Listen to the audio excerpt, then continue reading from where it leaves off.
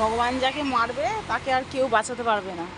রাত বাজে 12টা এখন, আর আমি একা একা একটা মেয়ে রাস্তার উপরে দাঁড়িয়ে আছি। দেখো, আমার ভাই সেই টোটো ভাইয়ের লিক হয়েছে 10:30টায়, এখন 12টা, 1.5 ঘন্টা ধরে সেই চাকা কিছুতেই খুলতে পারলো না। বা এখানে তো রাস্তাঘাটে সব দোকানপাট বন্ধ হয়ে যায়। স্টেপনি নিয়ে আসলাম বাড়িতে, কিন্তু লাভের লাভ কিছু হলো না, শুধু ভস ভস করে গাড়িগুলো যাচ্ছে আর আমি এখানে দাঁড়িয়ে রয়েছি। আর দেখো গাড়িতে মাল ভর্তি আমার।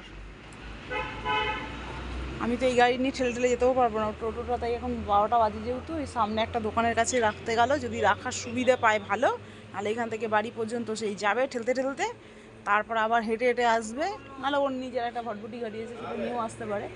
তারপর আমি আমার গাড়ি নিয়ে চলে যাবো, ওর গাড়ি নিয়ে চলে যাবে। এই হচ্ছে সমস্যা, জানো। ভগবান যাকে বাঁচাবে সেই একমাত্র বাঁচতে পারবে, যতই তোমার টাকা থাক আর যতই তোমার শক্তি থাক।